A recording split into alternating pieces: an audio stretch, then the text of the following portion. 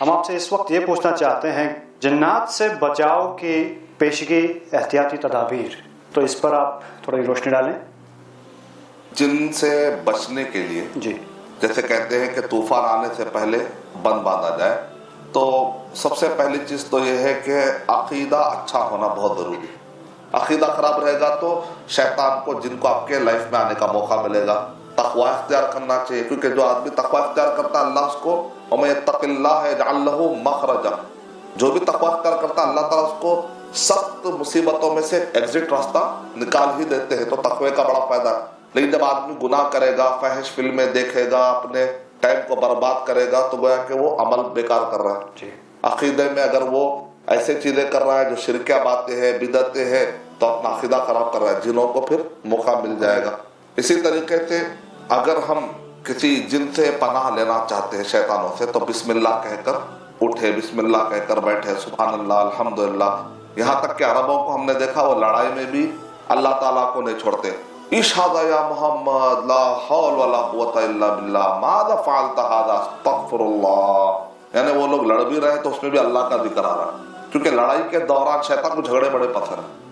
اسی لیے ہم نے دیکھا دو عرب کے لوگ اچانک غصے میں آتے ہیں تو درمیان میں ایک شخص آ کر کہتا ہے صلی علی محمد صلی اللہ علیہ وسلم۔ اب محمد صلی اللہ علیہ وسلم کا نام آیا تو ہم کو کیا حکم دیا گیا؟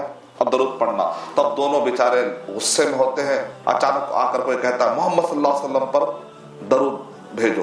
جیسے اب محمد صلی اللہ علیہ وسلم کا نام آ گیا، اب پورے ادب کے ساتھ جھگڑا چھوڑ کر درود پڑھتے ہیں، اللہم صلی علی محمد وعلی آل محمد کما صلیت علی ابراہیم وعلی آل ابراہیم انک حمید مجید، اللہم بارک علی محمد وعلی آل محمد کما بارکت علی ابراہیم وعلی آل ابراہیم انک حمید مجید۔ اس دیر میں تو اس کا غصہ ٹھنڈا ہو جائے گا، پھر اگر غصہ باقی پھر صلی علی محمد۔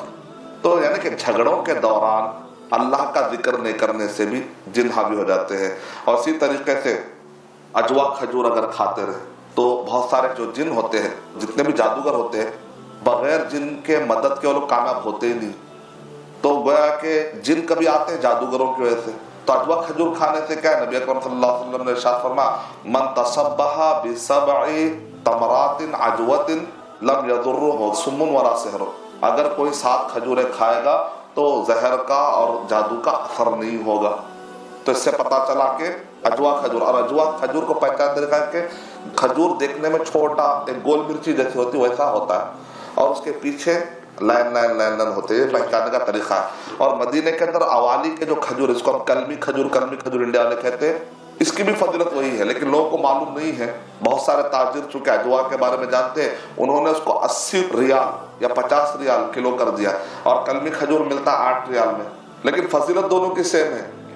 تاجروں کو پتہ چل جائے تو پتہ نہیں کہ پھر وہ کلمی کھجور کو کہیں 80 ریال نہ کر دے، لیکن وہ تعداد میں بہت زیادہ اگتے ہیں، اس وجہ سے مارکیٹ میں اویلیبل ہے۔ تو اس لیے جس کو اگر اجوا کھجور نصیب نہ ہو تو کلمی کھجور، جو اوالی کے کھجور، مدینے کے کھجور، مدینے کے سارے کھجوروں میں خاص طور سے اوالی میں اگنے والے، وہ ایک ایریا کا نام ہے، وہاں اگنے والے سارے کھجوروں کی فضیلت ہے۔ تو یہ طریقہ ہے۔ نماز کی پابندی ہے، فجر کی نماز کی پابندی ہے۔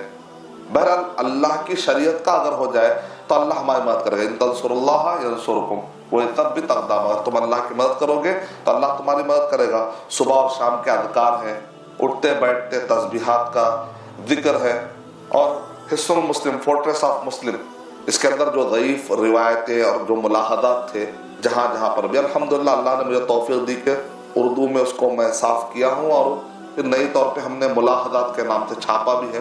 تو وہ حصن مسلم کی کتاب میں بھی جب جو دعائیں ہیں پڑھتا رہے۔ تو یہ پریکاشنز ہے جو میجر پریکاشنز